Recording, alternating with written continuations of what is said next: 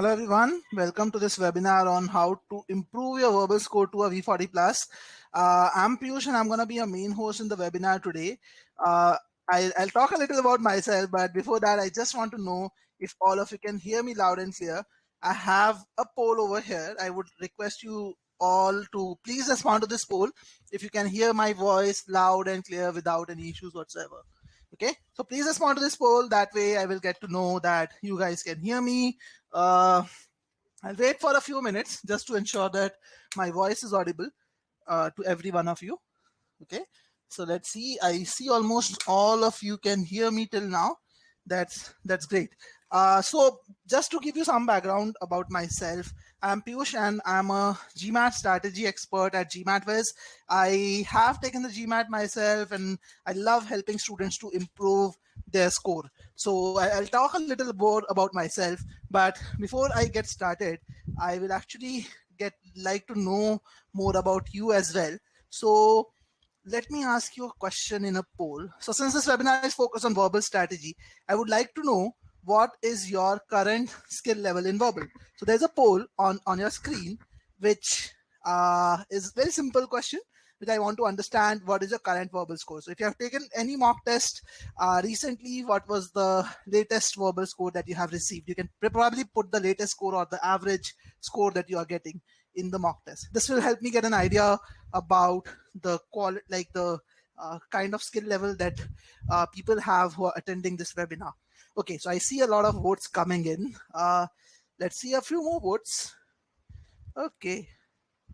So seems like a lot of you have not even taken any mock test. So probably some of you are just starting your prep, I guess. I guess so. Okay. Let's wait for a few more votes. All right. All right. So I think the votes have stabilized more or less. So I can see about 1/4 of you have not taken any mocks, so you're not really sure about your scores. I'm assuming that you are at a very initial stages of your prep. So definitely this webinar is gonna be of really, really help to you to understand how and what needs to be done in order to improve your verbal score. And I see about 30% of you are scoring less than verbal 25. So generally a score of less than verbal 25 tells me that there are a significant number of conceptual gaps, but along with that, there are more application focused gaps that you have to work on.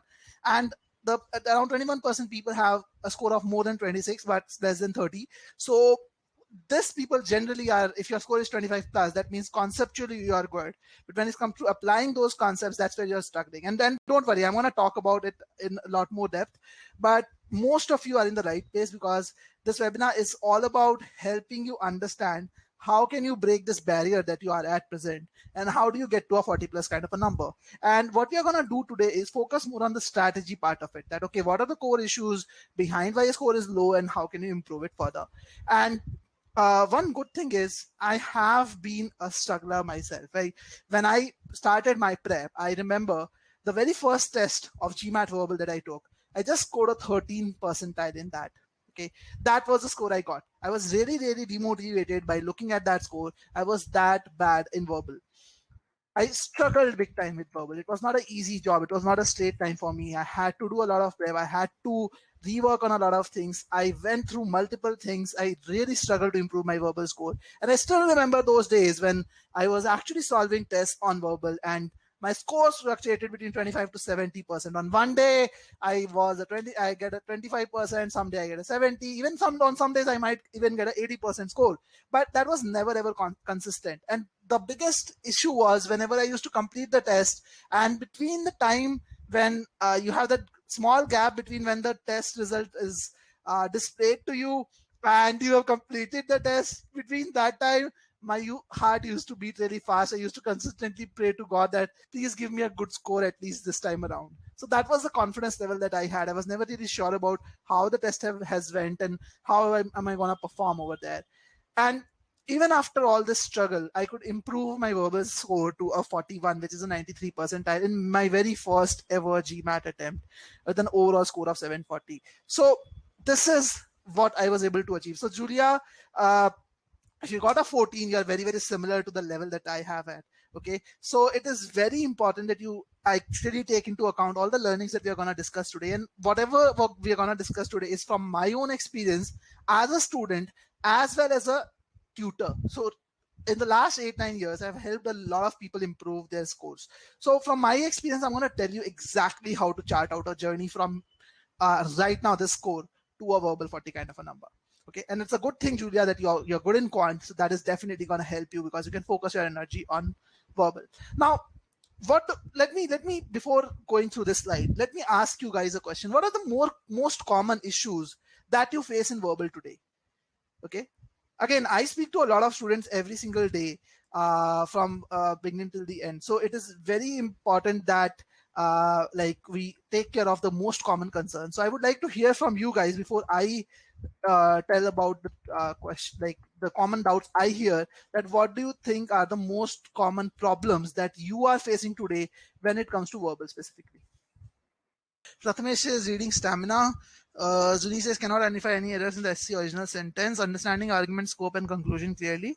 Answer choices seem similar. Vaidhi says, okay, not able to apply concepts is what Yash is saying. I get lost when I have long passages. I can immediately relate to you. That used to happen with me a lot. Kelsey says understanding, but I just read.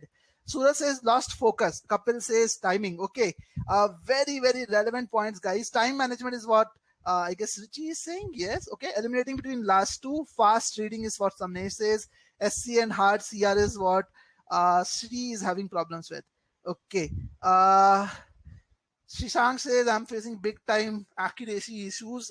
Definitely something which I also faced. Not able to comprehend the CR question stem and the time constraint. Okay, Arpit. Very good points. Thank you so much, guys. I'm so happy that you came up with your questions. I'll definitely answer all of it. So honestly, one of the biggest question that I actually get from students when I actually speak with them is, I always get stuck with two close choices in the end. Whatever happens, whatever I do, especially in the medium and hard questions, I'm never really sure about which one is the right answer. I'm able to eliminate it down to two choices. That's one of the most common things that I hear. Second thing which I hear is, again, some of you were also saying this, that I can solve questions accurately without a time limit, but I cannot solve it in just 2 minutes. Someone was saying that I'm not able to, Arpit was saying that I'm not able to comprehend within that 2-minute time limit, which is there. Now, this is another very big problem which I see. Suraj has another issue. Suraj says, I am scoring 37 to 39 in GMAT prep, but I scored 29 in actual GMAT. Again, there could be multiple reasons behind that, Suraj. Obviously, we can discuss. I just don't want to focus on one particular person here. There are multiple reasons. We can discuss over a call if you want, one-on-one. But generally, the two most common reasons is that one, you probably solved some of those questions beforehand on GMAT Club, so you're kind of aware about them. The other one is that your scores are not very consistent, or you're not confident. So probably on the test day, you get a lot more anxiety. So those are two common reasons. Again, there could be many more. So timing is another issue which people face. Another thing which I actually hear is, again, very similar to some of you were saying, is that when I practice, I get 80%, but in my mocks, the scores are not good. Many people come to me saying, I have been preparing for quite a long time and I'm not able to break the 30 mark. Again, very similar to what Arjun was saying, that I'm stuck between 25 to 30. Okay, what do I do next? So basically, all these questions. Another issue, as some of you were saying, I struggle with unfamiliar genre, especially in RC. I'm not able to concentrate or understand what is happening over there. Okay, so this is something which a lot of people talk about. A lot of people face these issues in general, and we're going to talk about all of these in the webinar today. We are going to answer all of them for you today. And how I've structured this webinar is, first, we will focus on identifying the core problems. See, I asked all of you that what are the problems that you guys are facing, but there is one core reason. There's one core problem why you are actually having this issue today. Juni is saying practice a lot of questions still not improved accuracy. So again, Juni, this is something which a lot of students believe that just by practicing more accuracy will improve, but that's not really correlated. It is more important how you practice. So we'll talk about that. So we need to first focus and understand what is the core problem. Why are you not able to do what you're supposed to do? Then we will talk about solution. That, okay, once we understand the problem, solving it is much more easy. Okay, so first we will focus our attention on the problem, then on the solution, and then we will talk about, okay, now that you understand the solution, how do you go about mastering the solution to a level where you are very, very confident about your skill set. Okay, and then we will talk about putting that in a form of a study strategy, that okay, with this all this in mind, how do I weave a study strategy around it to ensure that I'm able to improve my score to a verbal 40? And in the end, I've opened it up for an open-ended Q&A where you can ask any of your own questions if you want. So in this duration, during the first 4 points, I would rather recommend you to focus on the doubts related to the questions that we are doing, or the thing that we are discussing at that moment. In the open-ended Q&A, I'll be more than happy to answer any question, any other question that you might have. And if you want to discuss your own strategy one-on-one with me, if you want to discuss your own strategy, again, because everyone is different, if you want to look at your own strategy and discuss that with me, you can use this link which I have just posted in the chat to schedule a one-on-one discussion with me, and we can talk about that. Okay, so Apurv, as I said, I'll answer your specific questions in the Q&A session, or you can actually schedule a discussion with me if you want to discuss directly with me as well. So let's get started with the core problem. Let's understand, why do most people struggle with verbal? What is really the core reason? Because once you understand the core reason, instead of just talking about the outcomes, because when I asked you the questions, what are the problems that you guys are facing, many of you, what you told was an outcome of the core problem, or let's say the symptoms of the problem, but not really the disease in itself. Okay, and I can relate to you, Shashank. I myself used to say that verbal is my nemesis. I used to consistently score Q50. My score was never less than Q50 in any of the mock tests, but verbal was pathetic for me. I used to believe verbal is my nemesis, but and in the end, I was able to improve it to verbal 40. And that's what we are going to focus on now. So let's understand what is the core problem. And there's no better way of understanding the core problem rather than actually solving a question. So what I want you guys to do is, I want you guys to take a look at this question. Try attempting this question at your end, and let me take away this question for a moment so that you guys can focus on what I'm saying right now. So how I'm going to approach this is, I'm going to exactly show you. So first is, you will actually solve this question yourself. I'll give you a couple of minutes to solve this yourself. And then I'm going to solve this question twice. Okay. In the first go, I'll solve it in the exact way I used to solve it when I was struggling with my performance. Okay, I'll solve it in that way. Okay, so that's how I will start first, so that you see what old Piyush used to do, the old Piyush who was struggling with verbal used to do, and then I'm going to solve it using the current method that I use to solve it, so that you're able to see the difference in the thought process. All right, guys. So very quickly, you have this question in front of you. I'm giving you a couple of minutes to solve this question, and you can pick your answers from the poll which is there. Okay, so all the best for this question. I'm gonna be muted for a couple of minutes, and in the meantime you can solve this question. All the best, guys. I'm gonna be muted for the next 2 minutes.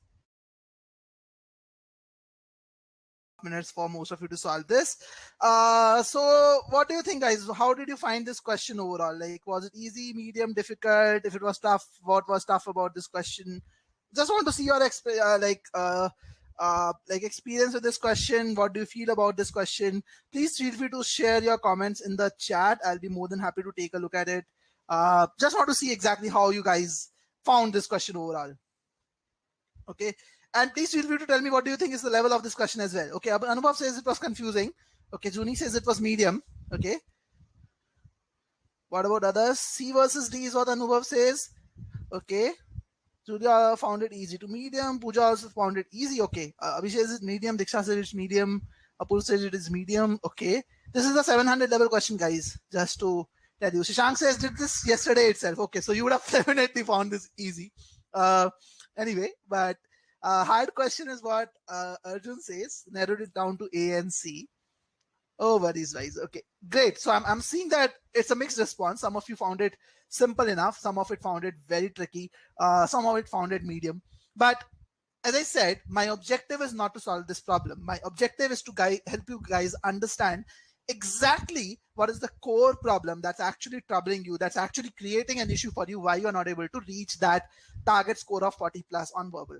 Okay, and that's our core objective. That's what we're going to focus as I do this question. And in order to achieve this, what we are going to do is we are going to first solve it exactly, like I'm going to rather solve it exactly how I would solve it as old Piyush, how I used to solve it earlier, how I used to approach SC questions earlier, and then I'm going to do it the way I do it now.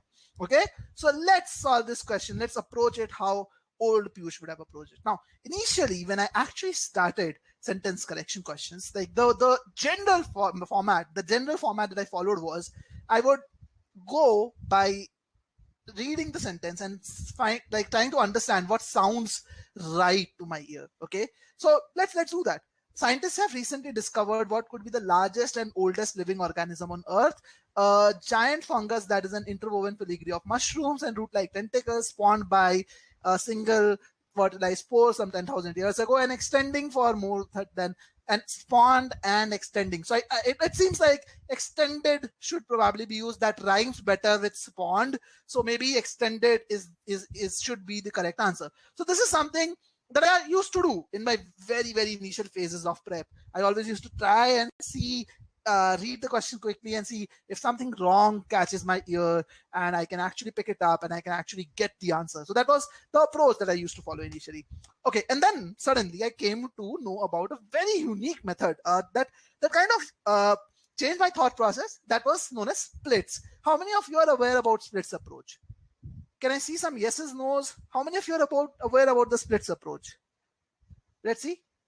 Again, I'm not saying I use splits today, but that was a method that I got introduced to very early when I was studying, and I used it for a pretty long time. How many of you are aware about the splits approach? Okay, Shrey says no. Most of you are saying yes. A lot of you are saying no as well. Okay, so let me quickly tell you splits. Again, some of you might know it in a different word, use through a different word. But let me tell you what the split means. So basically, the splits approach says that you look at the option choices first. Okay, in the SE questions, you look at the option choices and you try and differentiate through the option choices and understand what is different about each of the options overall. Okay, and once you understand what is different from a grammar standpoint, then you try and read the sentence or focus on the grammar aspect of that particular sentence. Okay, so that's what the split approach basically means. So it is basically based on the concept that you look at the differences in the option choices, because you have to pick one of the options. So look at the differences in the option choices, see exactly what are the grammar rules being applied, and then accordingly take a call. So this is one approach which I got introduced to, and I felt, okay, yeah, this sounds cool. I can actually solve the questions pretty quickly over there because, yeah, I can spot the differences and I can see which grammar rules to be applied. So splits is something which is a lot more grammar focused as a concept, as a strategy, let me put it that way. And I focused on splits for a long time. So let me now solve it using splits, which I used to do in my earlier part of the prep for most of my time. So as I said earlier, when I read it for the first time, I felt extended should sound better. But when I start using splits, the way I look at it is that, okay, when I look at extends, okay, there's only one word which is underlined, and I can see that there are different formats of the same word being used over here. So extends is basically the simple present tense of that particular word. Extended is, on the other hand, simple past tense of the same word. It extended is simple past with subject. Is extending is the present continuous form. Okay, it denotes that something is still happening. Okay, so that is something which is there. Now what about extending? I'm not sure. Like, looks like present continuous, but there is no is over there, so not sure what is there with this extending as a word. So this is how I looked at it. So obviously, if I see the common element in all these choices, I'm actually looking at the right tense form. So my focus when I'm looking at the question or solving the question is the right tense form. Okay, so what is the right tense form that I have to use? That's how I used to look at it. Again, this is all from the old Piyush's perspective, not the new Piyush's perspective, guys. Okay, so that is how I used to solve the question. So let's understand what is the right tense form to be used. So I'm talking about a giant fungus that is an interwoven filigree of mushrooms spawned by a single fertilized spore and extending for more than 30 acres. Now, okay, so extending for more than 30 acres seems to be a fact about the fungus. Okay, this seems to be a fact about the fungus. And which tense form do I use if I have to present a fact about something? Which tense form do I use, guys, to present a fact? In most of the cases, when you have to present the fact, the tense form that is supposed to be used is the simple present form. The simple present form of the verb is what you are supposed to use if you have to present something which is a fact overall. So, okay, so when I look at it from the tense perspective, I kind of start feeling that maybe I have to use the simple present tense form over here. So probably extends makes sense. Or does it make sense to use is extending, because does it mean to say that it is still extending? I'm not really sure. I'm probably confused between B and E. If I look at the splits, when I wanted to go by my ears, I was confused between B and C. So these are still some thoughts in my mind, and probably that is something which I might be confused with, and I might still end up marking one of the answers, but I will not be confident in this case. Okay, so Samana has a comment. Can you please speak a little slower? Okay, so thank you so much for interrupting. I have this habit of speaking fast. That's my usual self, but I'll definitely try and slow a little bit down. So thank you so much for telling me that. So what I was saying was that the old Piyush, even if he goes through the splits approach, will probably be confused between BE and maybe to an extent with C as well. And probably under a time pressure, I'll read it again, I'll mark one of the two, but most likely choice that I would go ahead if I have an old Piyush is choice B. Okay. Now, I'm going to just share some attempt data from GMAT Club. Okay. And this is real attempt data based on many people who have solved this question on GMAT Club. So this will get you some idea about what is the most common choice that people mark. 30% of the people actually end up marking choice B as the correct answer. And even today, when you're solving this question, a lot of you actually went with choice B. If I remember correctly, it was around 27% of you. It is in fact the second most popular choice which is there, just trailing the choice C. Okay, I'm gonna solve this question. Don't worry, Ashish. I'm gonna talk about that. Don't worry about that. C is one of the popular choices. 17% people mark that as the correct answer. 8% people actually mark E as the correct answer as well. And these were the three choices which I was confused with. And this is something which is a lot of people are marking. But the right answer is actually choice A. Okay, and only 23% of you mark this as the correct answer. Okay, Ashish and Juni are fighting about the wrong thing. You read this, and when I'm going to solve it through the right approach, you'll actually see what is the problem with this. Now, you might think, okay, what's wrong with this approach? What's wrong with the splits approach? A lot of people use this. Even if people don't use the word splits in that sense, they actually end up doing this.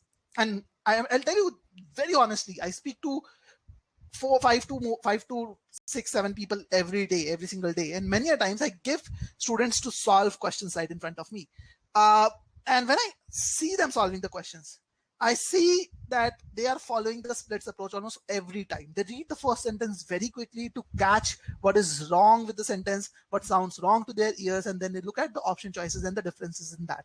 And this is something which I've used myself for a long time. But what is wrong with this approach? Let me tell you guys what is wrong with this approach.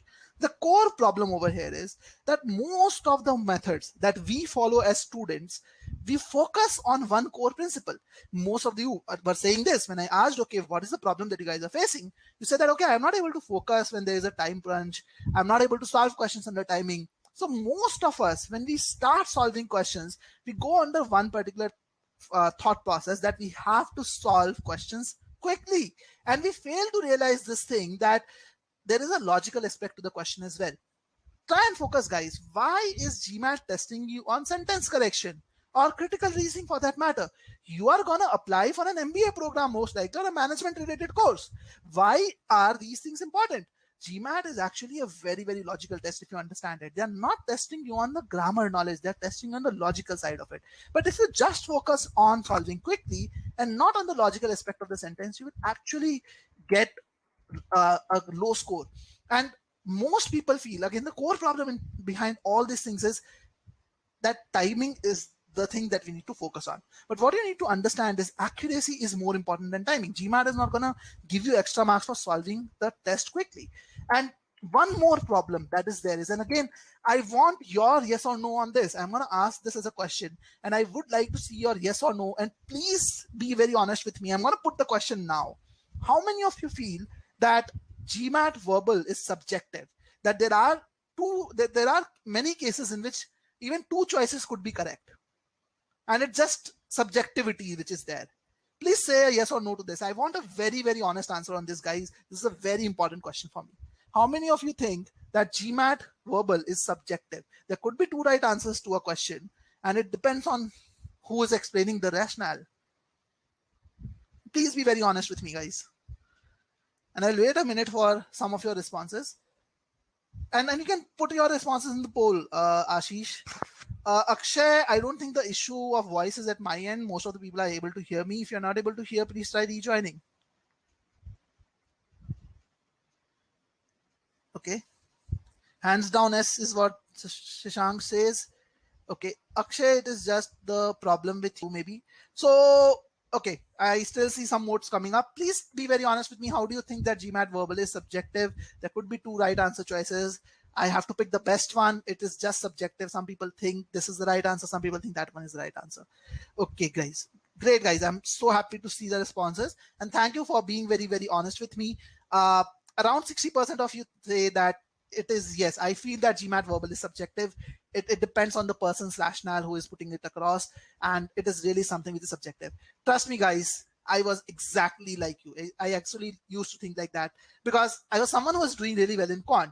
And I was not really a very, very brilliant student, but I used to be a very good student. So I felt that, okay, there's no problem with me. It's just that GMAT verbal is subjective. Verbal itself is subjective. If there was a problem with me, that will also happen in quant. I'm able to do well in quant because it is logical. There is a thought process. There is a structure. There is an approach. Always apply that, I get an answer. But in verbal, I always used to feel, okay, this explanation doesn't make sense. There is something dicey about it. That was one big thing which was there in my mind. And trust me, guys, if you feel this today, no matter what you do, no matter how many hours of effort you put in, and please mark my words, no matter how many hours of effort you put in, you will never ever be able to achieve a score of 40 plus. Because the moment you say verbal is subjective, you're putting a mind block. You're giving yourself an excuse. You're explaining yourself that, okay, no, the problem is not with me. The problem is with the question itself, the way of the question is constructed itself. And that's where your learning stops. So the first thing is you have to remove this mind block. Verbal is as objective as quant. Exactly that way. Many, in fact, this is not just a problem with you. Even many courses I have seen in the industry, I'm not going to take the name of any course, but there are many courses who tell that, okay, this is the best possible answer. This is the best possible answer given the choices. But remember, there is no best choice in GMAT verbal. There is always one right answer and 4 wrong answers. There are no gray areas. So Shamya, if you, Shaima, again, I'm not sure if I'm pronouncing your name right, but if you think that this is especially with CR and CR, there is a gray area, it's never there, guys. Never, ever there. GMAT is a very standardized test. They invest a lot of time and money on framing each and every question. There's always one right answer and 4 wrong ones. And whenever you are saying that, okay, I get stuck with those 2 close choices, I was almost there, I hope I marked the other one, there's just a little bit of difference, you're just giving yourself those excuses. Please make sure you don't give that excuses, because if you are marking something which is wrong, there are 2 mistakes that you're doing. The event is giving you 2 choices, man, two chances rather. Number 1, if you're marking something which is wrong, you're accepting something that is incorrect. At the same time, you're also missing something that is correct. So there are 2 mistakes that you are making. So don't give yourself this excuse that, yeah, I have picked the second best one. No, you have picked the wrong one. That's something you have to accept. Okay, I am stressing a lot on this, guys. But are you able to make sense of this? Are you able to relate to this? A quick yes, no in the poll. And this is very important, because whatever I'm going to say next is not going to matter unless you agree to this, unless you understand this. Are you able to relate to what I'm saying over here, guys? Quick yes, no in this poll. Just want to see all of you are with me or not. Because again, I'm going to spend a lot of energy and time to share from my experience about exactly how you can improve your score. But all of that can only happen if you stop giving yourself this excuse. And again, I'm being a little direct over here, but I want the message to be going across. And I'm so happy to see that all of you are able to relate to me. Thank you so much, guys. So let's quickly, without any further ado, let's look at the solution there. Okay, now we understand the core problem, but what is the solution? So I'm going to solve this question now with the right mindset, like how I actually do it today. Okay, so this is very, very important that we actually understand how I approach it. Sarthak is a very important point. He says, I think there is a very good reason why a particular answer is right or wrong. It is just that the test taker makes such good questions that we end up marking the wrong answer. Yes, I completely agree. There are trap answer choices which are there and which you pick under time pressure. But if you learn how to eliminate those answer choices, Sarthak, it becomes, I won't say a cakewalk, but it becomes very much methodical to solve it. So I'm going to solve this question now in the same way that I approach it today. Okay, not the old Piyush, the new Piyush who was able to score a verbal 41. And I want you guys to focus on this approach and see how my thought process is different today. That's my objective. Okay, so let's do it. So now when I read the sentence, I would mostly focus on breaking it, reading it slowly, contextualizing it. So let's solve this question. Scientists have recently discovered. Okay, so this sentence talks about something what scientists have discovered in the recent time. What could be the largest and oldest living organism on Earth? Okay, so this sentence is about the recent discovery, which is about the largest and oldest living organism on Earth. Okay, so this sentence is complete in itself. This sentence has a subject, a verb, proper verb, discovered is a verb. So this is a complete sentence. Okay, comma, a giant fungus. Okay, so it seems like this giant fungus is the organism that the scientists could have discovered, right? This is something which seems to be related because we're talking about a recent discovery, we are talking about organism, and then this giant fungus comes in. And this giant fungus is associated with a comma along with the sentence. A giant fungus that is an interwoven filigree of mushrooms and root-like tentacles. Okay, so that refers to the giant fungus. Okay, and this is telling us more information. This is additional information about that fungus. That okay, this fungus is a interwoven filigree of mushroom and tentacles. But I still don't know why is it the largest or the oldest or anything like that. Let's read further. Spawned by a single fertilized spore some 10,000 years ago. Now, if I look at the sentence and the contextualizing part of it, see what it tells is that something is spawned by a single spore 10,000 years ago. And let's look at the context. We are talking about the oldest living organism. We are talking about 10,000 years ago. Okay, I'm talking about something which is still there, oldest living organism, 10,000 years. So it's very clear that from the context itself, we are talking about the spawn thing is talking about a giant fungus. This is actually modifying the giant fungus over here. Okay, so that is what I can understand. Second thing, again, this is something which we teach in the GMAT course as well, that whenever you see a ed verbal, a verb-like form which ends with ed, you ask whether it is it is a verb or not. Okay, now if I look at this, clearly this is a modifier. This is not a verb. There are two tests that we tell you. The test one is you see whether there is a aiding verb.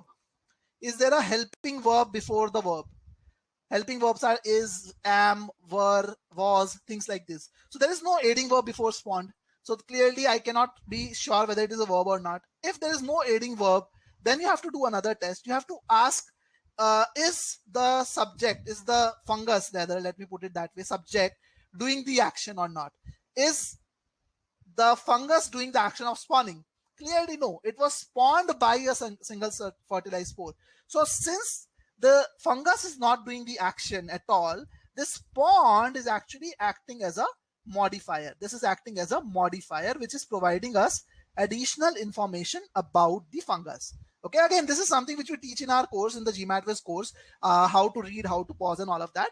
But again, I'm just trying to help you understand how we go about it. So Juni, again, in this webinar, we are going to talk about the overall thought process for improving verbal. We're talking about SC and CR and RC, all three of them, but it's not about solving questions. So if you're asking, are we going to solve CR and RC questions? Probably not, but we're going to talk about the approach for all. Okay, so the modifier is basically modifying and telling us additional information about the fungus. Okay, let's read further. So till now, I know what is the oldest and largest living organism on Earth. I know that this the oldest part is being explained, and then there is an and. Okay, so clearly this and should be giving us more information which is in parallel with this spawned part, but let's still see. Again, that's an assumption that I'm making. And extending for more than 30 acres in the soil of a Michigan forest. Okay, so what is extending? And when I say extending for more than 20 acres, I'm talking about the size of it, and this is what explains the largest part. So in simple terms, the sentence is talking about organism which is large enough and old enough.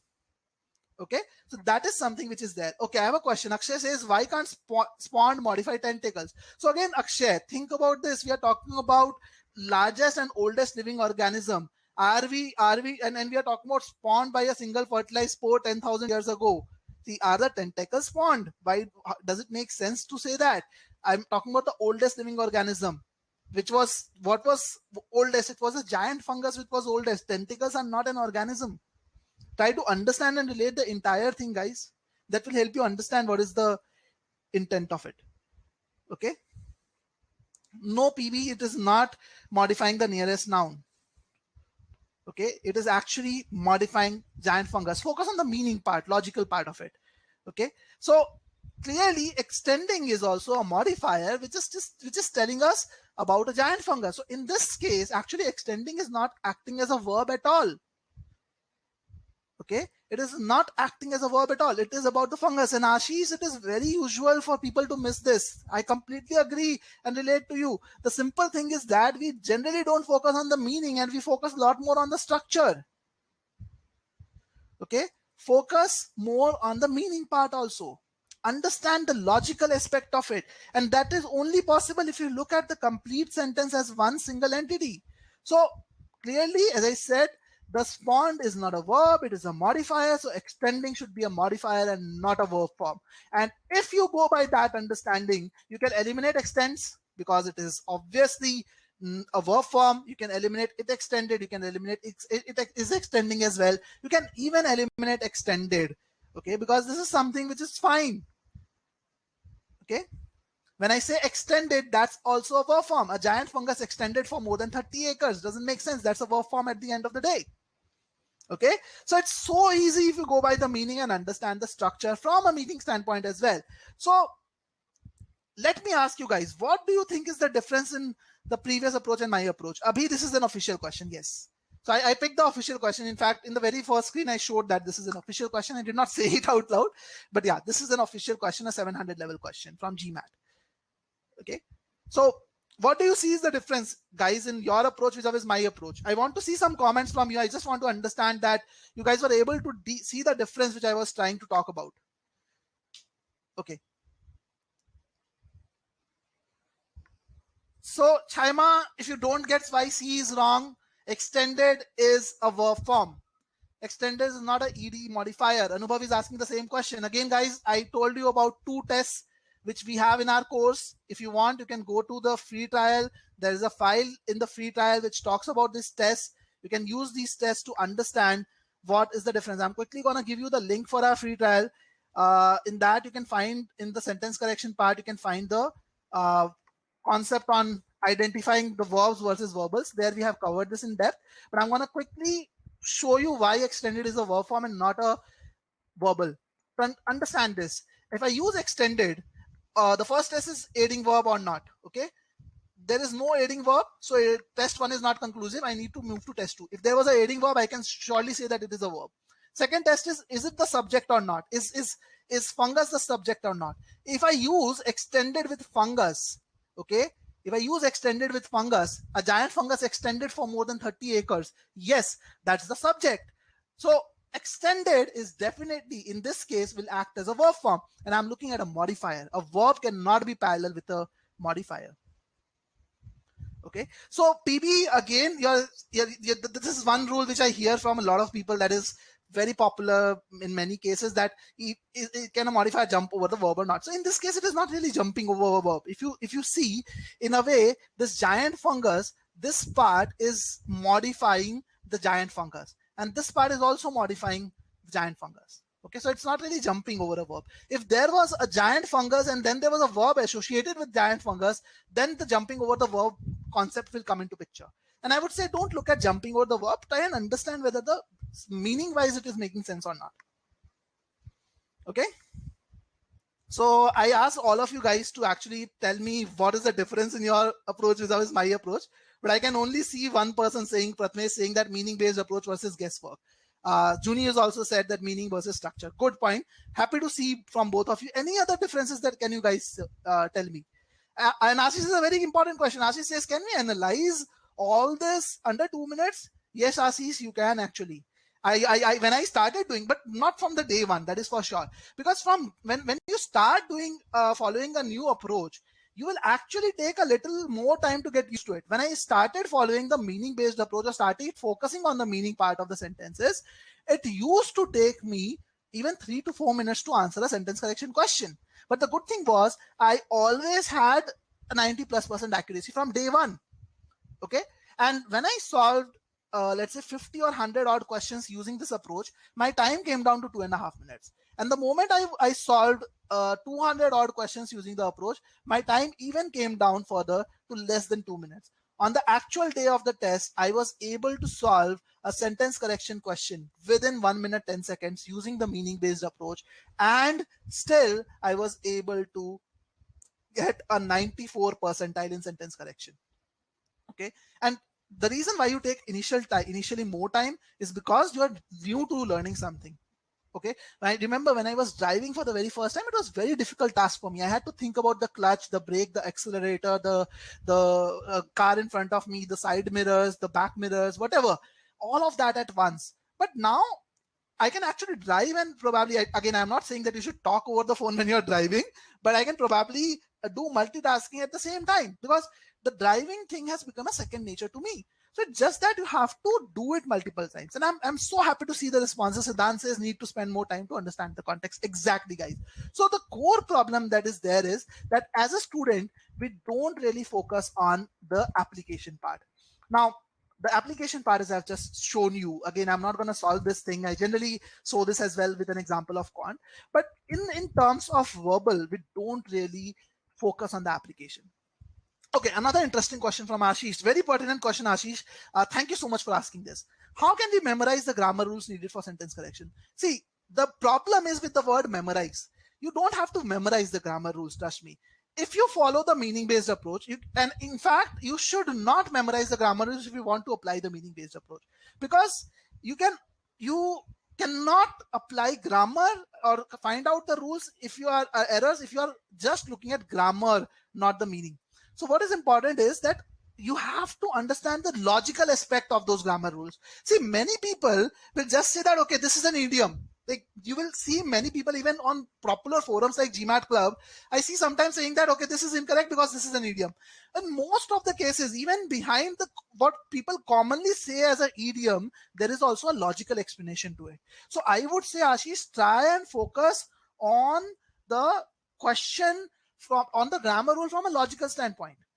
Okay, if you start focusing on the grammar rule from a logical standpoint, it will become very, very easy for you. You don't have to memorize it. And the good thing is, if you understand the grammar rule from a logical standpoint, you will be able to automatically identify the errors as you're reading for the meaning. That's a natural outcome of it. Okay. And I see another question, another person, Anubhav, saying that, okay, modifier is very confusing.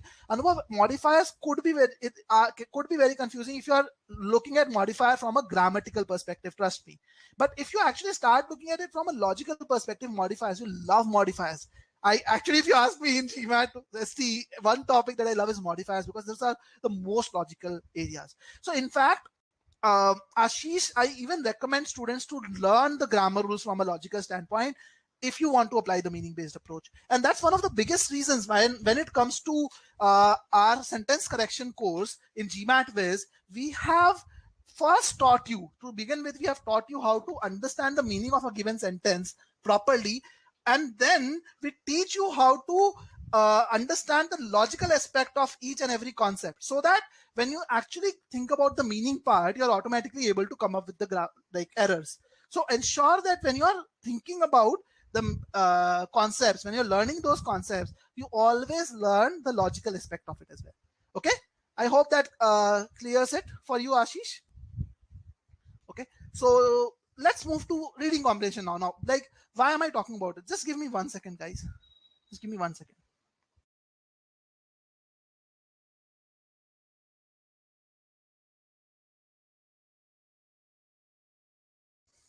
So sorry, I just wanted to drink some water. So when it comes to quant, we always apply a logical method. So as I was saying, I did not go through the screen much, but very quickly I'll talk about this just to connect things better. So if I have to solve for x and y and there are these two equations given to me, how will I solve? Probably in step 1, I'll equate the coefficient of x by multiplying the second equation by 2. In step 2, I'll eliminate x to get the value of y. And in step 3, I'll substitute the value of y to get the value of x. And these are 3 steps we generally follow in quant, and we'll always get the answer. So this is something which is always there in our mind. Okay. Now, when it comes to verbal, we don't approach verbal in a step-by-step manner. Verbal is mostly haphazard. I remember when I started learning reading comprehension, I came across some of the most popular approaches. One approach that I heard from people is that, okay, reading comprehensions are tough, they are long, lengthy. So what you do is you read the first sentence and the last sentence of every para to get an understanding of what is there in the para, and then jump to the questions. And when you need, when you see that, okay, a question is about a particular paragraph, only then come and read the details. That's one approach that I heard. The second approach that I heard was that, okay, read the passage quickly under 2 minutes, very quickly go through what is there in the passage, take a mental note of which information is presented over where. Okay, just have a quick idea of what is written over where. And after that, come to the relevant part of the passage for every single question. That's the second approach that I heard. Third approach that I heard was read the question stem first so that you know what you are looking for, and then it becomes very, very easy for you to answer the question. Okay, so these are 3 very common approaches that I heard from different places about reading comprehension. And trust me, reading comprehension is one area where I struggled a lot. SC and RC were 2 areas of struggle for me, very, very big areas of struggle for me. In RC, I tried everything. I tried reading gauge, taking notes, doing all of that. Nothing helped me in RC. All these approaches, none of them end up working for you, because the core problem in verbal RC is that if you follow any of these approaches, you will always be confused about the meaning. In fact, when the very beginning, when I was asking what do you guys say is the problem, many of you were saying that I feel lost when I am solving questions, I'm not really confident, I'm not focused. So in general, what happens is you're confused about the meaning after reading. And in that case, you have to, there is a need to refer back to the passage again and again for the meaning. And because you have to refer back to the passage and you're low on confidence about it, sometimes you are not able to confidently mark an answer choice, which takes a toll on you. And if you actually look at what GMAT RC is really testing you, and if, again, this is some research that we have done from our side in depth, okay, 85% of GMAT RC questions are actually inferential in nature. They, like, for example, all questions which are around inference, main point, function structure, application, all these questions are about inferences. And inferences are certain things which are not written directly in the passage. You have to read between the lines to understand, draw that proper inference out there. Now, like some of the common question types you can see, what is the, which of the following is the most author most likely to agree with? Again, inference question. What is the meaning of the word Renaissance in the first para? Which of the following is against the author's opinion? In fact, the tricky thing about inference is that when you look at a 700 level question, a 700 level question will mostly test you on a global inference. A global inference is something which is not coming from a specific part of the para, rather coming from multiple parts of the para. Okay, and a local inference which is just from a specific part of the para. Now, the problem with any of the previous approaches is if you're just going back to a certain part and referring to it while you're solving the question, you will focus on just that much. And as one of you was saying, I forgot the name, I guess, I'm forgetting it, but there was one of you was saying that GMAT actually tricks you by putting very close answer choices. Many a times you will find one of the answer choice having something familiar to what you can see in as part of the local inference. Okay, and then if you do not have a good understanding of what is written, you will end up picking that as the answer choice rather than the global inference, because you have just referred to that particular part of the para. So make sure you are not doing that. The best approach in RC is involved and evolved reading. You have to think like the author. You have to place yourself in the author's position to understand the author's point of view. And that can only be done if you break sentences into small chunks to derive their individual meanings. Then for every subsequent sentence, you need to keep relating back to the previous sentence to understand what the author is trying to tell you. Then focus on the transition words and conjunctions as you read along to relate back the meaning. And the idea is to summarize as you read. Not write down things, but summarize. Okay, so this is something which is very, very critical. Again, today is not a RC webinar. We have a lot of webinars planned as part of the webinar series. So do attend this webinars. I guess we have a RC webinar planned for the next week on Saturday, I guess. You can actually register for this webinar series that we are running right now using this link which I just shared in case you have not registered for it. Okay, so we are going to talk about the approach for RC in depth over there. Okay, and Anubhav has a question related to RC, so I'm picking it up. For the main point of the RC, I heard that we should read the first line of the first para, the first line of the last para, and the last line of the last para. Is this the approach? So Anubhav, this is similar to the first approach. I'm so sorry to say that doesn't work in GMAT verbal. That's not how it works. Though these are shortcuts, to be honest, and the shortcuts work for people who are very experienced. In fact, if you are someone who is already getting a 90+% score in RC, probably this shortcut might work for you. But if you are not at that level, doing this will not work for you. So I would not recommend you to do all these things at home. Okay. Pratmesh, it is important to read CR and RC questions like sentence correction. What is something that you don't need to do is you don't need to question the grammatical correctness or logical correctness of it. You need to accept the logical correctness and you need to focus on the context part. So it is important to contextualize, pause and read. In fact, if I solve a RC in front of you, I'll actually do it the same way today. And I time myself always, and I always get done in the same amount of time. So all you have to focus is that you do not end up overdoing with respect to the, let's say, just to give me a second, guys. Don't end up overdoing the thing with respect to the, the grammar part. Okay, guys, there's some problem with my PC. Just give me 1 second. Something weird is happening. Just give me 1 second, guys. Just want to ensure that, okay, seems to be fine now. Okay, so sorry for that. So just make sure that you're not focusing too much on the grammatical point of view. Okay, so let's continue moving forward. Just see what is happening, man. Okay, I think this is better now. Now, another problem that happens with is, like, many people think that, okay, why do we get hard questions wrong? Many people think that I can probably solve a question if I have enough time to solve it. And this is a very common thing, as I was talking about even earlier, that it is a common thought process in people's mind that if I get enough time to solve a question, I can get it right. It is very, very common with people. So what we do is we think that, okay, the main problems is we are able to solve the question given I have enough time. The main problem that we are facing is to basically solve the question in the right amount of time. So their focus shifts to solving questions quickly. Now, how do you solve questions quickly? The like the common solution to that is people think that, okay, I need to read the question stem quickly because the answer lies in the answer choices. So I need to spend my time over there. But that's the root cause of how the problem starts. So I'm talking about this because timing is a very, very common issue which a lot of people face. People think that, okay, how do I time myself better? How do I solve questions quicker? So the core problem with timing is when you start thinking about the timing, you cut corners in the question stem. And when you cut corners in the question stem, what automatically happens is you probably read the question stem quickly, but you have only a very rough understanding of what is being stated. You only understand what is being stated to a certain level. You don't have a very clear understanding of what's being stated. Now, obviously, you move to the question and the answer choices with that understanding. Okay. And you're able to eliminate 2 or 3 choices very easily. With that understanding, you're able to eliminate 2 or 3 choices. But when it comes to the last 2-3 choices, you get stuck over there. And let me ask you guys a question. When you get stuck with last 2 or 3 choices, you have eliminated 2-3 of them, but you're stuck with the last 2 or 3 choices. What is that you do in that case? Please tell me in the chat over here.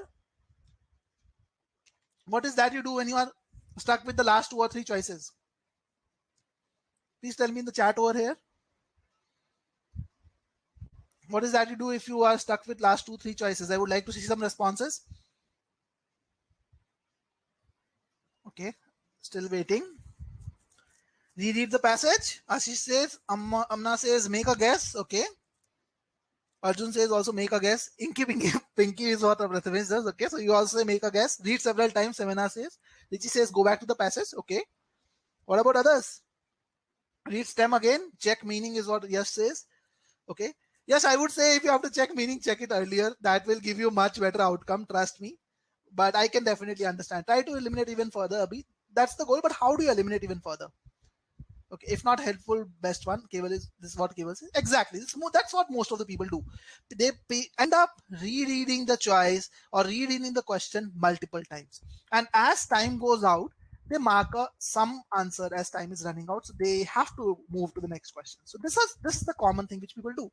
Now, if I actually plot the overall time that you take to do this, when you actually read the question stem quickly, you probably do it in 20-30 seconds. I'm taking an example of SC and CR primarily. So you can probably do this in 20-30 seconds by reading the question stem quickly. Okay. With this understanding, you can eliminate 2 or 3 choices maybe in 20-30 more seconds. So you are able to do that in 20-30 more seconds. Okay. But you end up getting stuck in the two or three choices. You'd spend 20-30 seconds over there. Then you realize that, okay, you're not moving anywhere. So you read the question stem or choices multiple times. That ends up eating 1 to 1.5 minutes of your time. Okay. That's where the problem really starts. That's where the problem really starts. Okay. And once this happens, your overall time ends up being 2 to 3.5 minutes, which is a lot of time, which is a lot. And the biggest problem is even then you're not sure and your score is also fluctuating. But if you look at the entire flowchart, where did the problem really begin? Where exactly did the problem really begin? If you ask yourself that question, the answer is not difficult to find out. The problem really began because you were reading the question stem quickly. That's what we do. Okay, that's where the problem really began. So you cannot really focus on going through the question stem quickly, because if you do that, that's where the problem starts. Now the common reason why people end up reading the question stem quickly is there are 2 reasons for it.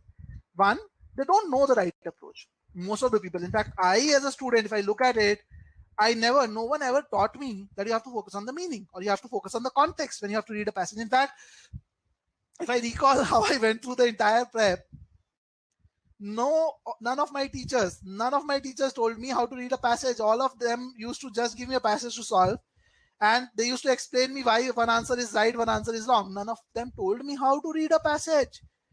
So I was never exposed to the right approach. And the second problem is many people are worried about the timing. That okay, if I know this approach, but isn't it gonna be very time consuming? See, guys, if you're worried about the timing, that's the timing conundrum. You're worried about the timing, that adds up, that actually ends up leading you to take more time. So you need to get this out of your thought process. Okay, and this is even true for RCs. If you're actually thinking about the timing in RCs and you start reading the passages too quickly, you will end up reading the passage in maybe 2 or 3 minutes. But since you have only a very rough understanding of what you have read in those 2-3 minutes, when you go to the answer choices, you end up taking 1.5 minutes per question. So what happens in the end is you have saved on time for reading the passage, but since you end up taking 1.5 minutes per question, you end up taking the actually same amount of time or little more time. I would say 8 to 9 minutes per question, per passage rather. But if you look at 720 plus scorers, they read the question stem properly first time, which might take 4 or 5 minutes. I remember one of my most difficult RC passages that came on my test. It took me 5 minutes just to read the passage, just to read and understand the passage. Okay, Arjun, my verbal score was okay. So old Piyush's verbal score, if you are asking, it was always fluctuating between 25 and 70%. As I said, after a bit of prep, when I took my first ever verbal mock, it was 13 percentile. It was that bad, and then it used to fluctuate a lot. So I remember reading the proper RC passage. Took me 5 minutes also for the very tough one. So it takes a little bit time to read it properly for the first time, but you have a very clear understanding of what is there, which basically helps you to eliminate answer choice confidently, and you won't believe that you can actually answer each question in 40 seconds as well. So basically, if you look at the overall timing, your overall timing will be somewhere between 7 to 8 minutes, which is exactly what you need to do. Okay, so this is something which is very important, guys, in my opinion. Okay, I have some questions as well. Just a second, guys. Again, there's something wrong with my PC. I'm not sure why this keeps on happening. Just give me 1 more minute, guys. Not sure what is happening. This is the cursor goes haywire. Let me now take up the questions. Chema says,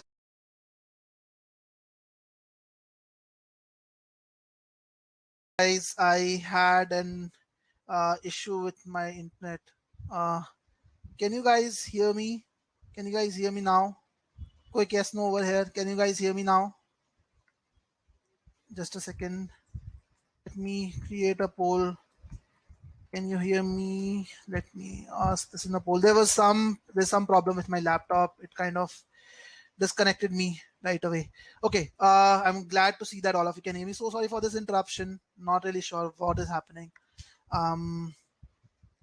Okay, great. I'm happy to see that all of you can hear me loud and clear. Great, guys. So I'm going to get started with where I left off. Thank you so much for being patient. So basically, it is important that you actually focus on the right strategy. Now, if you look at the right methods, again, we have this webinars going on. I would strongly recommend you to attend this webinars if you want to learn the best methods possible for each of the areas. But in simple terms, the best methods that are there is meaning-based approach for SC. For CR, you need to focus on framework-driven pre-thinking, and for RC, you need to focus on involved and evolved reading. These are the best methods which you can use in order to get a high score possible. And in the webinar, we are actually talking about all of this. So again, can I improve in next 20 days? Yes. If you're ready to focus on the right methods, you can. And let's move to that part now. So we have talked about the approach. Okay, what is the right approach? But how do you master the approach? Because just knowing the right approach is not gonna change a lot of things for you. What you also need to do is understand how do you master it to a level where you are able to confidently answer the questions.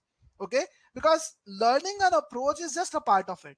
Making sure that you have mastered it is as important as learning it is overall.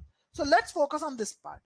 Okay, what most people do in order to master the approach? The general approach that they follow is, let's practice more questions and take mock tests. But you don't learn from the questions, you actually learn from the solutions that you solve, that you go through. And this is a very critical part, guys. Whenever I have interacted with any of my students who have succeeded significantly on the GMAT, the very common thing which I heard from them was they focus more on quantity than quality, like quality than quantity. Not on practicing more questions, but learning more from each question. So remember, GMAT is not about accuracy, but about skill. So if we look at the, let me actually skip this slide. These are really not that critical. How do most people analyze the question stem? How do most people read the solutions? Okay, let's talk about that. The general strategy, again, and this is why is this important? Because when I say that, okay, you have to read the solutions, review the solutions, most people think, yeah, I review the solution. So what is new about that? What is that? Why are you taking up this point? To be very honest, most of the people don't even know how to review the solutions properly. Let me ask you guys, when you solve a question, what is that you do in order to review the solution? What is the method that you follow? Let me ask from you. Please tell me very honestly, what is the method that you follow to review the solutions, guys? Let's see some responses from you. Again, I want it to be very interactive. That's why I'm asking all these questions to you. So please tell me what is the approach that you follow to review the solutions? Okay, let me hear from you. I don't see any response yet, but I'll wait for a few minutes to see your responses. How do you review the solutions after you solve the question? What is the process that you follow to review a solution?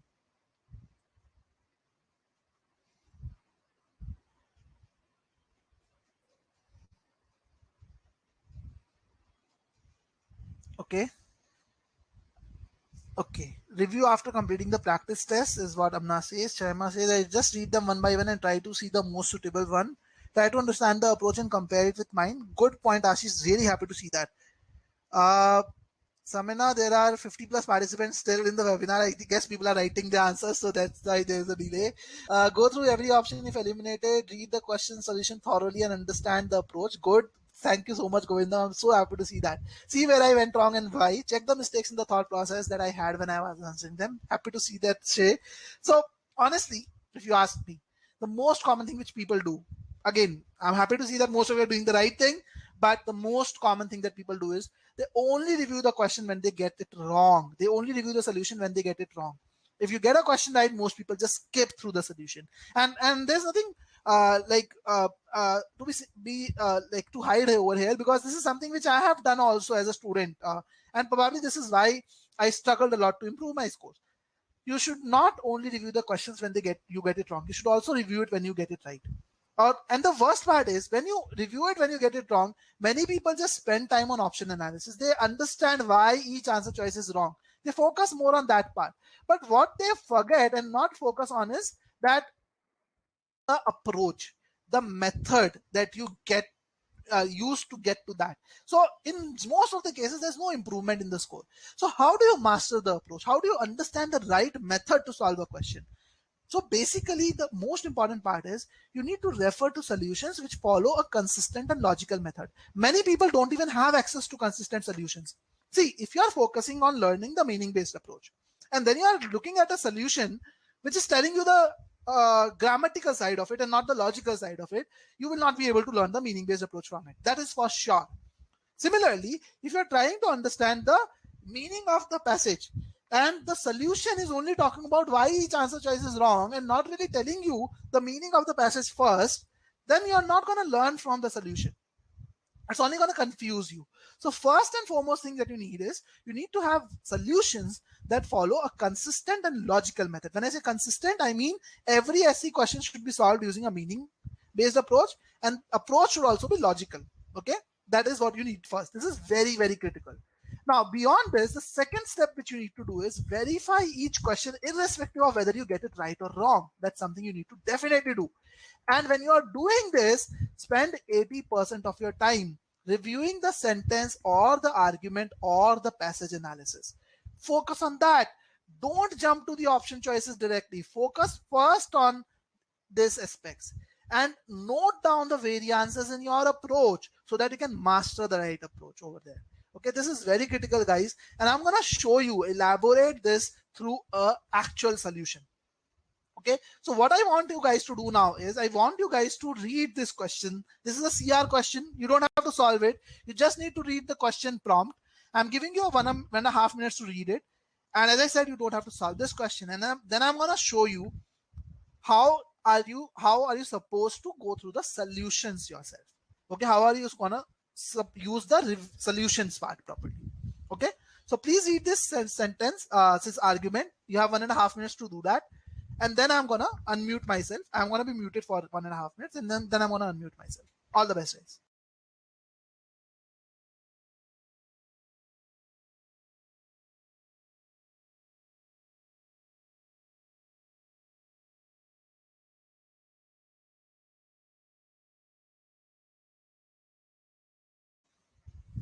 Okay, guys, so I guess I have given you enough time to read it. So as I said, you don't have to solve this question. It was more about reading this question stem properly. And let's now look at the solution. And I'm going to show you exactly how you're supposed to review the solution. That's the most important part over here. Okay, so let's say, so this is basically a GMAT with solution to the question. And this is the level of detail that you will find in all our solutions. Okay, let me know. Again, my system is working weirdly. For some reason it is just moving on, going forward. I'm not sure why, guys. Just give me 1 second. Have to reshare my screen. Okay, don't know why this is happening. Seems to be a bug with my system. I don't know what is happening.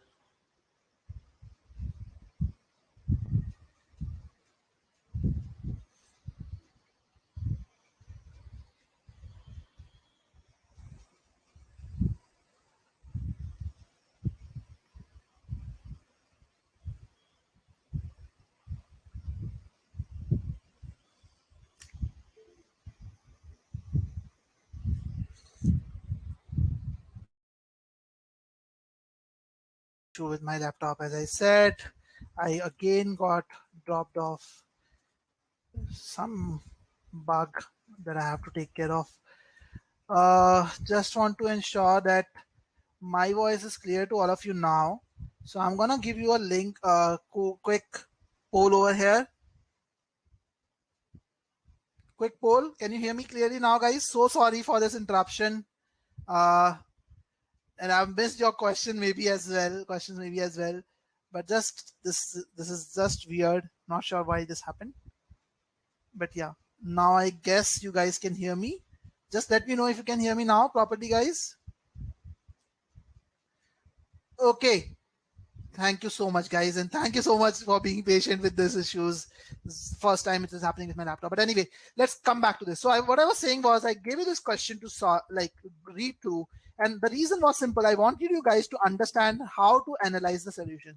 So basically, after reading this question, when I'm reviewing the solution, what I will do is, I will read this first sentence, and I will see that, okay, after reading the first sentence, did I come to this level of inference or not? Did I come to the inference that total area of cultivated land is equal to total area of unexplored land? Was I able to do this or not? If you're not able to get to this inference, then there is a mistake that you have made. Even if you get the question right this time around, you may not be able to replicate that on another question. So it is very important that you match your inference. That when I read the first sentence, was I able to actually get the same inference or not? Then you would read the inference for second question. Again, read the entire thing and see whether you are able to have the same line of reasoning when you read the second sentence. Were you able to relate the first and second one together and come to this level of inference? Similarly, you will move to the third one and see what is the inference here and see whether you were able to do that. This is how you are supposed to review the solutions. And let me ask this question, guys. Just give me 1 second. Let me ask this question. What I want you to know, what I want you to answer me is, how many of you are using this method to review the solutions? Let me ask you in the poll. Please select a yes if you are exactly reviewing the solutions like this. Please select a no if you are not reviewing the solutions like this. And please be very honest with me. I just want to make sure that the point is like how you are doing it today. Okay. Please select a yes if today, what I mean today is, even before the webinar today, you used to review the solutions like this. Otherwise, select a no. Thank you so much, Ashish. I'm happy to know that you're finding this webinar helpful. Okay. So I see a good number of responses. I'll wait for a few more to come in. Please select a yes if you are following this approach to review the solutions. Okay, I'm ending the poll now. So I see that 1/3 of you are doing this way exactly. I'm so happy to know that. At GMAT, we tell our students always to do this, and we provide you with the right tools to do it. 2/3 of you are still have not been doing this, so please start doing this. One thing that you definitely need is the solutions in the same level of detail. Now, if you're a GMAT student, that's not going to be an issue because all our solutions have a consistent and logical method that help you do this. In fact, one of our earlier students in GMAT was Akshat. This guy actually improved from a 650 to a 730 within just 24 days. And when I was having a discussion with him that, okay, how did you go about improving your score in such a short span of time? He shared certain thoughts with me. And I'm going to bring out those thoughts so that you guys can also understand and learn from his story. One thing that he focused in these 24 days was he improved his understanding of the methodologies. For example, the framework-driven pre-thinking in CR.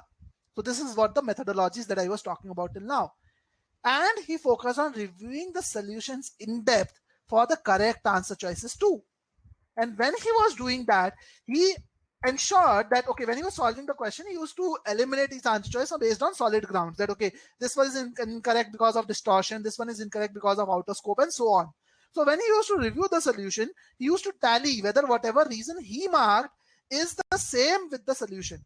And generally at GMAT, we provide you this level of analysis for each option choice. That why is this each option choice incorrect? Because is it distorted, out of scope, and all of that. So he used to mark that.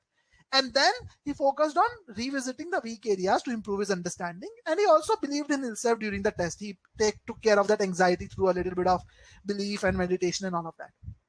And if you see his core story, the core story is the method and reviewing the solutions to ensure that the method is right. In fact, he's not just the one person. Rajiv improved his score from a 680 to a 740. And he achieved a 680 after 1.5 years of prep, after using Manhattan, Veritas, EGMAT, and whatnot. Finally, he improved it to 740 by focusing on the right methods.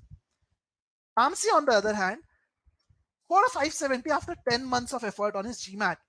And all these are working professional guys. If you're a working professional, it is not easy for you to put in this much effort. But he did not give up. He focused on the methodologies, improved his score to a 720, an amazing improvement in quant as well as verbal.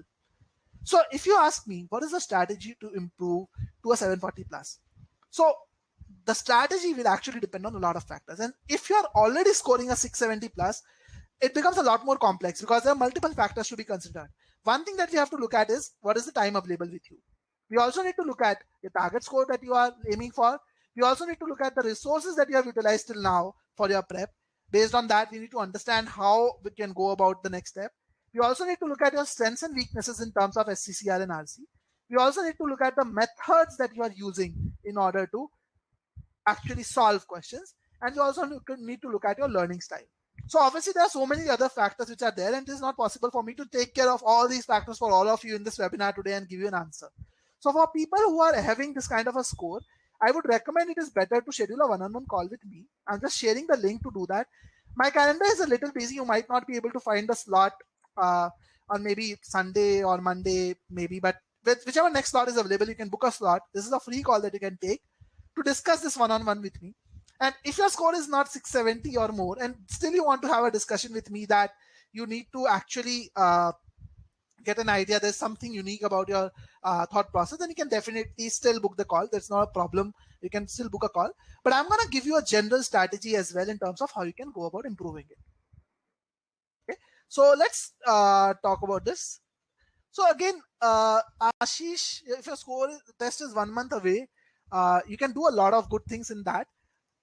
So you can connect over a call and probably discuss how you can improve your score over there. So what is the right sequence of studying? So for verbal, what you need to do is understand that there are 3 skills which are tested in GMAT verbal: comprehension skills, analytical reasoning, and focusing on main point. These 3 skills are tested in GMAT verbal.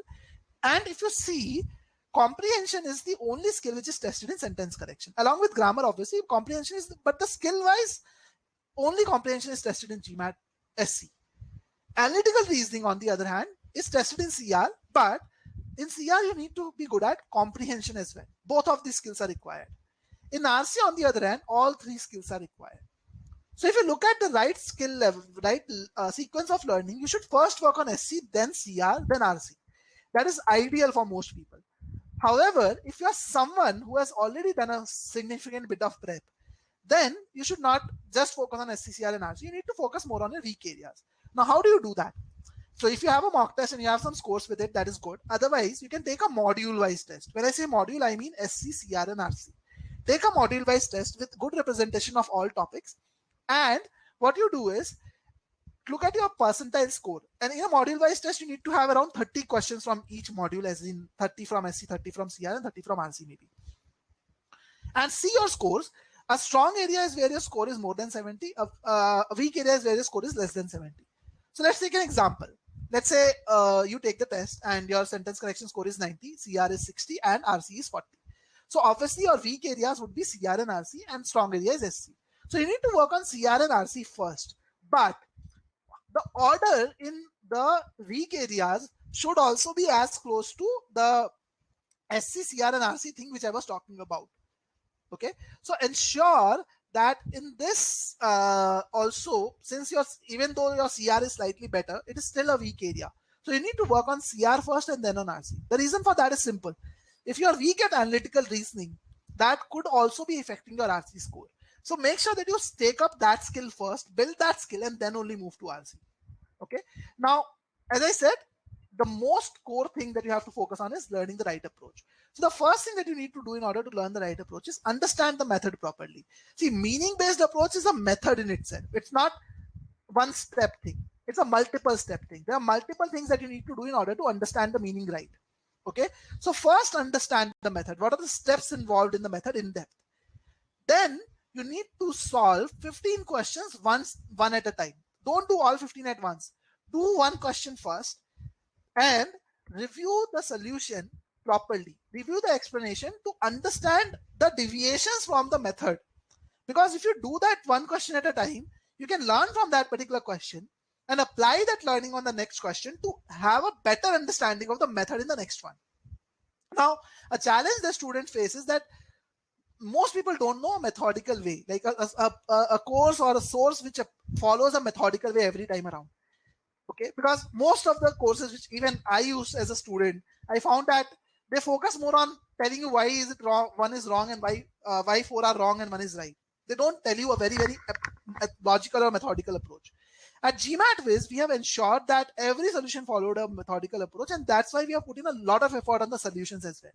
And in order to help you achieve this, for every topic, you have a very important learning curve which is identified over here. So we don't just give you a typical learning curve where you learn concepts and then practice questions.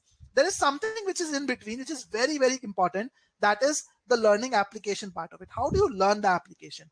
So when we start a topic, when I say a topic, I mean, let's say prime numbers, or let's say modifiers, or let's say assumption, any topic that you take up, the first step of your learning is we teach you the concepts, what is tested in that question, what are the rules around it, using video lessons. Then we teach you the method, how do you apply that concept using a concept booster. This is a very, very unique feature that you won't find elsewhere. We have taken handpicked question for every topic in the concept booster, where you get just one question at a time, which is followed by a detailed methodical solution, so that you can actually match your understanding with the solution and see where your thought process is going wrong. This is a very important part of your approach. And then we end that topic with quizzes to help you focus and take your learning to the next level. Okay, so if you look at this, concept booster and practice quiz both are focused on questions, but they serve very different objectives altogether. So there's a lot of effort that you're making for learning concepts and learning the application as well before you start practicing. Now, how do you master each module? It is important that once you have learned the right approach for the module, you then master the approach on each topic. You have to do the approach for every single topic that is there and take 4 or 5 sectional tests to fine tune. Okay, so that is how you fine tune and all of that. So this brings us to the end of this webinar. If you have any questions now, you can feel free to ask me right now. I'm opening it for the open-ended Q&A part. And let me know if you have any questions around it. If you want to connect with me one-on-one, I've already shared the link in the chat. You can do that over there. I have my email ID listed on here as well, piyush@gmatviz.com. You can connect with me on the email ID, and this is my WhatsApp number as well.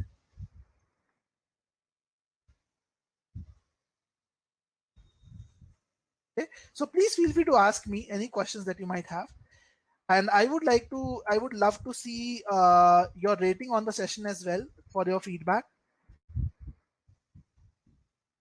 Let me get you a poll for that. So I would love to see your rating. Please respond to the poll to just provide a rating of the session. How did you find this session today? Okay, so let me see some questions. Pratik is asking, when should we practice OG? So again, Pratik, generally you should practice OG after each topic, solve questions from that particular area. If you're a GMAT-Viz student, you see a PDF list coming in which tells you which questions you also need to practice, because at GMAT-Viz we tell you that exact which questions have to be practiced after each topic. So you can focus on that. Ashish, I did not give any RC. That was a CR question. Honestly, I don't even know which is the answer. I have not solved that question myself. I have a doubt in a question of SC. Can I share it here? So Shreya, again, this, as I said, this webinar is not about specific to questions. It is more about the overall approach for verbal. So if you have any questions around a specific approach part or overall thing, then please let me know. Samane, thank you so much. I'm happy that you found this session helpful. If you have any other questions around your strategy or something, please feel free to let me know now. I'll be more than happy to take it up. And please do rate the session on a scale of 10. You have the poll over there. That will help us understand how we found the session. So Samane, we don't have an internet WhatsApp group as such if you're asking for that, but this number is on WhatsApp, so you can connect with me for any queries that you have later on as well. Happy to know, Ashwini, you found the session helpful. Amna, thank you so much. Happy to know that you also found the session helpful.